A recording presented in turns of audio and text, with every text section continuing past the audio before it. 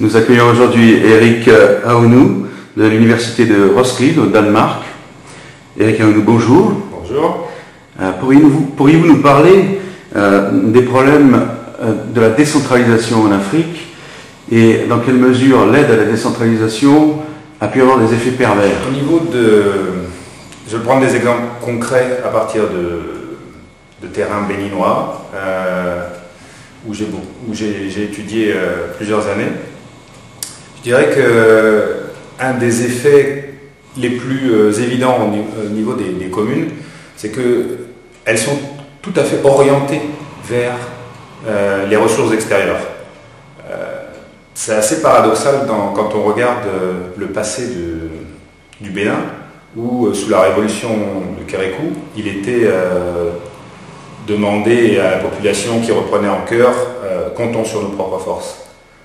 Quelque part, la décentralisation qui déclare l'autonomie des collectivités territoriales a pris les choses complètement à l'envers, dans le sens où les profils des maires sont systématiquement des profils de courtiers en développement, c'est-à-dire de spécialistes du discours du développement, capables d'aller chercher, négocier des financements auprès des agences d'aide de coopération, auprès des projets des ONG et autres institutions qui sont censées soutenir le développement.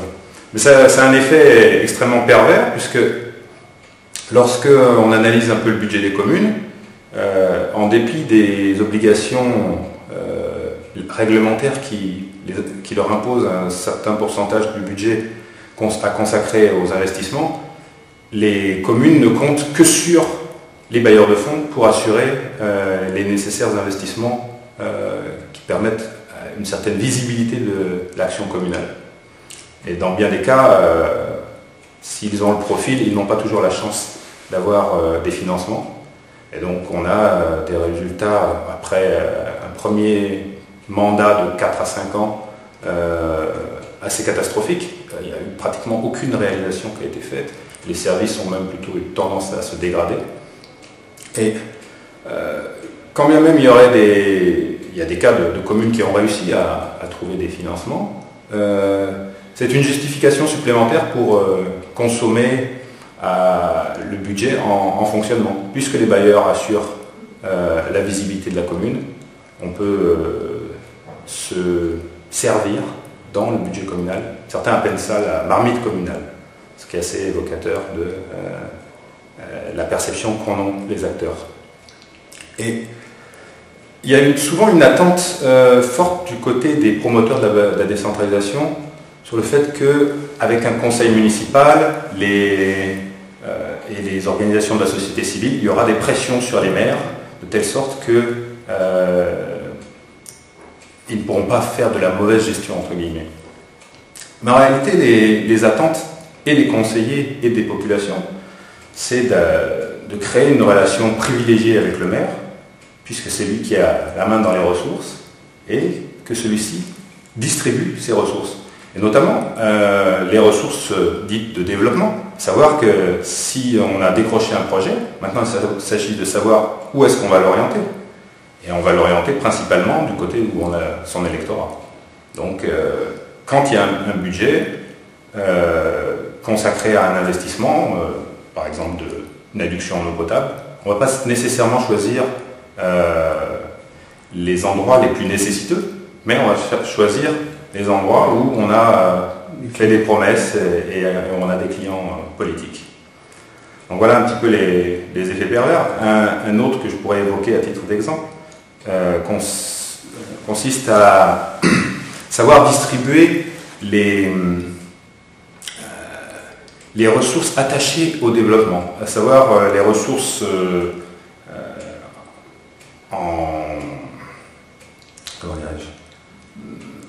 lorsqu'il y a des formations qui sont proposées aux conseillers, aux agents techniques, le savoir-faire du maire, c'est de savoir distribuer équitablement, le plus équitablement possible, ces formations, avec pour objectif, pour les conseillers et disons les bénéficiaires de ces formations, d'engranger les revenus qui sont collatéraux à ces formations, à savoir ce qu'on appelle la culture des perdièmes. Cette culture des perdièmes est à ce point forte que le maire est jugé sur sa capacité à redistribuer les formations qui sont proposées par l'aide au développement.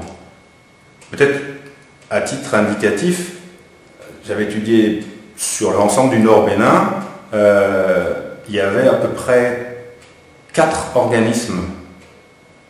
à 5 organismes qui proposaient exactement la même formation, la même année, aux mêmes acteurs communaux. Et les gens ont participé à toutes ces formations, de manière à pouvoir engranger les revenus. Et aussi absurde que cela paraisse, si une formation dure 3 jours, on va envoyer une première personne le premier jour, une deuxième personne le deuxième jour, et une troisième personne le troisième jour. Personne n'aura un suivi complet de la formation, mais chacun aura eu un petit peu de sa part du gâteau, qui est malheureusement la façon dont le système de l'aide est détourné ou exploité, avec une complicité assez remarquable des agents de ces organisations qui savent bien qu'effectivement les formations qu'ils octroient ont déjà été données, que la façon dont ça se fait, c'est la course au per diem, et que ça n'a qu'une efficacité extrêmement relative. Voilà. Pensez-vous qu'il y ait des effets de bureaucratisation? Ça puisse expliquer justement que le comportement des personnes qui sont censées donner, qui sont censées gérer l'argent des donateurs, soit expliqué finalement par des effets de bureaucratisation? Qu'est-ce que vous entendez par effet de bureaucratisation? Et qu'ils ont un intérêt justement à ce que, même si l'aide n'est pas efficace, qu'elle perdure, ouais. Parce que ça fait toujours un poste pour eux. Ouais, effectivement. On est dans des systèmes où les ONG sont des ONG juste de nom. C'est une façon pratique pour créer un emploi. Et il est rare que les gens aient suffisamment de recul et de conscience professionnelle pour dire bon, c'est un système qu'il faut réformer. Il vaut mieux donner la formation. Là aussi, si on rentre un petit peu dans le détail, les formations souvent ne sont pas données par l'ONG même, mais par des consultants qui sont des clients des ONG. Et donc, si je te donne une formation, tu me donnes un pourcentage. C'est un système extrêmement pervers qui est généré par cette pression de l'aide au développement qui n'est jamais évaluée correctement et jamais remise en question. Monsieur Awangadou, merci beaucoup pour ces éclaircissements sur certains effets pervers de l'aide à la décentralisation dans certains pays d'Afrique. Merci beaucoup. Merci.